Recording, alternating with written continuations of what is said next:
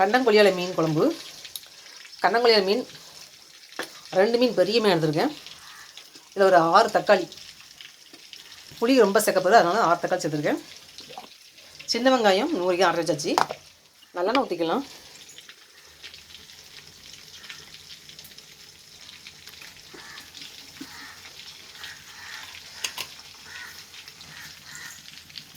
வெந்தயம், தக்காளி,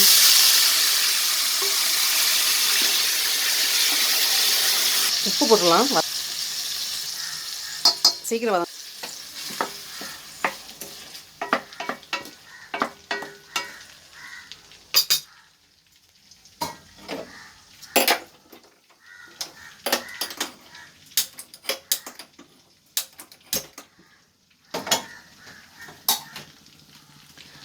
மூடி போட்டுனா சீக்கிரம் வதக்கிடும்.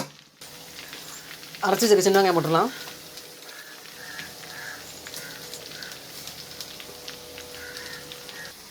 குழம்பு மிளகாய் பொடி, மல்லிப்பொடி, தண்ணி சேர்த்துடலாம். புளி கொஞ்சம் கரைச்சி ஊற்றணும்.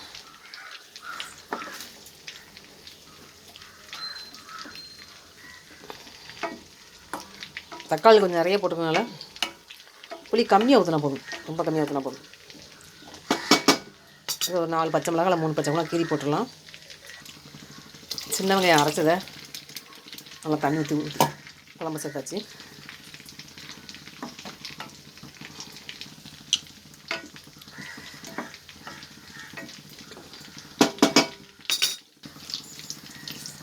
புளி கரைசலை கொஞ்சமாக சேர்த்துக்கலாம்.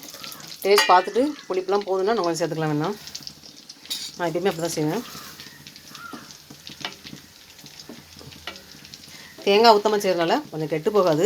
நாளைக்கு வரைக்கு டேஸ்ட் எப்படி பார்க்கலாம். உப்பு, உரப்பு, புளிப்பெலாம் கட்டாக பார்க்கலாம். உப்பு கரெக்டாக இருக்குது.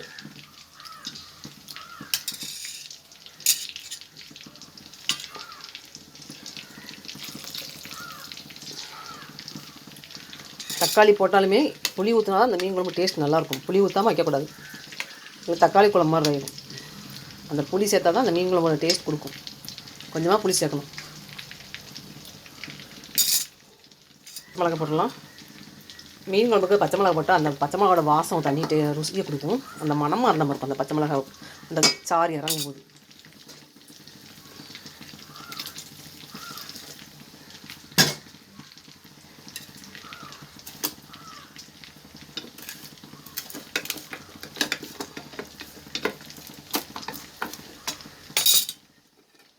மீனை போட்டுடலாம்.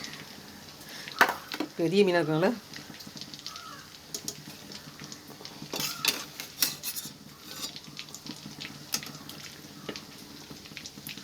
ரெண்டு மீன் பெரிய மீனாக போட்டுச்சு.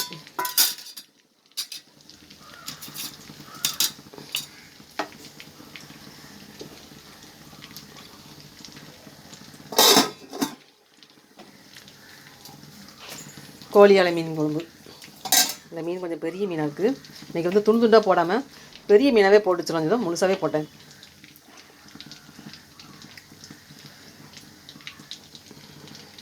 அப்படி வேகட்டும்.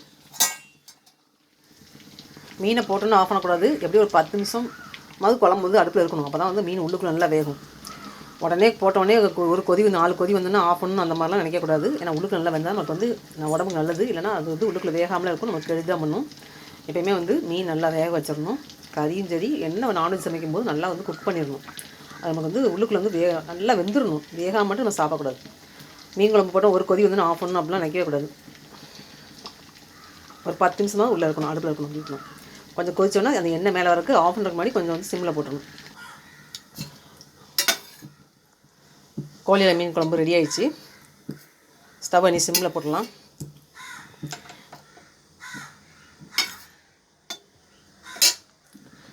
கோழியில் மீன் 2 மீன் பெரிய மீன், 6 தக்காளி இல்லை 5 தக்காளி எடுத்துக்கலாம். சின்ன வெங்காயம் 100 கிராம், நல்லெண்ணெய் 75 ml, வெந்தயம் கொஞ்சோண்டு.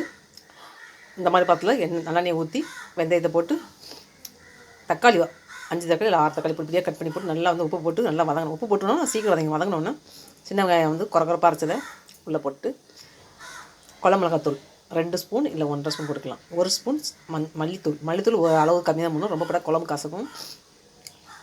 தண்ணி சேர்த்து குழம்பு கொதிச்சோன்னா அதுக்கு முன்னாடி கொஞ்சம் புளி கரைச்சி ஊற்றிச்சு. ஒரு கொஞ்சம் பெரிய நெல்லிக்காய்க்கு கொஞ்சம் சின்ன சைஸ் அளவுக்கு புளி கரைச்சி ஊற்றி தண்ணி சேர்த்து கொதிக்க வச்சுட்டு கொதிச்சோடனே மீனை போட்டு இந்த மாதிரி ஸ்டேஜ் ஆனோடனே ஆஃப் பண்ணிடலாம். கடைசி வந்து சிம்மில் போடணும். நான் ஒரு 5-6 பச்சை மிளகா அதை கொதிக்கும் போது மீன் போட்டோன்னா கொதிக்கும் போட்டுச்சுங்களேன். அந்த பச்சை மிளகாவோட ஸ்மெல்லும் அந்த சாறு இறங்கி டேஸ்ட் நல்லா சாப்பிட்றது. அந்த குழம்போட வாசமே தனி டேஸ்ட்டாக இருக்கும். பச்சை மிளகா போட்டால் அது ஒரு டேஸ்ட்டு, பச்சை மிளகா போடலன்னா அது ஒரு டேஸ்ட்டு. மீன் குழம்புனாலே அந்த பச்சை மிளகா 4 கீரி போடணும். எங்கள் அம்மா போடுவாங்க, அதே மாதிரி தான் நானும் போட்டிருக்கேன்.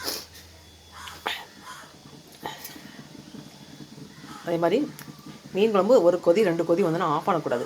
மீன் நல்லா வேகணும். ஒரு 10 நிமிஷமாவது லைட்டாக கொதிக்க விட்டுட்டு, ஒரு 5 நிமிஷம் கொதிக்க விட்டுட்டு அதுக்கப்புறம் ஸ்டவ்வை குறைச்சி வச்சிடணும். ஃப்ளேமை குறைச்சி வச்சுட்டு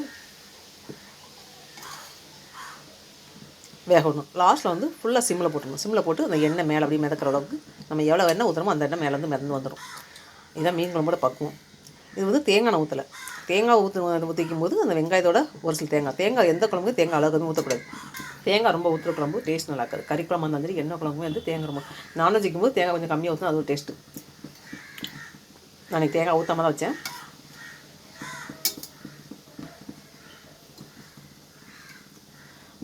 உப்பு கரெக்டாக ஃபஸ்ட் நம்ம தக்காளி வதக்கமாக போட பார்த்திங்கன்னா, அதுக்கப்புறம் வேணும்னா நம்ம எக்ஸ்ட்ரா போட்டுக்கலாம். காரம் உப்பு புளிப்பு பார்த்துட்டு குழம்பு மூடி விட்டுற வேண்டியதான். சிம்மில் போட்டு லாஸ்ட்டில் இறக்கி ஆஃப் பண்ணால் மீன் குழம்பு ரெடி. எண்ணெய் எப்படி மேலே பிரிஞ்சு மேலே வந்துச்சு பார்த்திங்களா, இந்த மாதிரி தான் குழம்பு வைக்கிற பக்குவம். இந்த கோழியால் மீன் உடையவே உடையாது, கல் மாதிரி கிடக்கும்.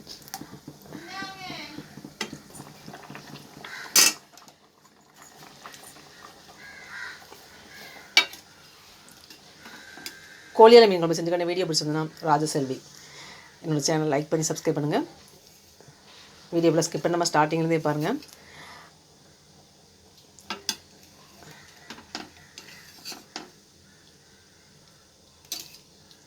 இந்த மீன் உடையாது, அப்படி கல் மாதிரி அப்படி கிடக்கும். அதனால் குழம்பு தனியாக அப்படி மீன் தனியாக தான் அப்படியே கிடந்த மாதிரி இருக்கும். ஆனால் டேஸ்ட் கொஞ்சம் நல்லா தான் இருக்கும். இது கேரளாவில் எல்லாமே விரும்பி சாப்பிட்ற மீனுங்க. நம்ம தமிழ்நாட்டில் இந்த மீன்லாம் வாங்க மாட்டோம். கோழியால் கண்ணங்கோழியால் நம்ம வாங்க மாட்டோம். நம்ம சாப்பிட்றது சாலை, ஊளி, விரால் மீன், பாறை மீன், நகரை, இந்த மாதிரி மீனை சாப்பிடுவோம்.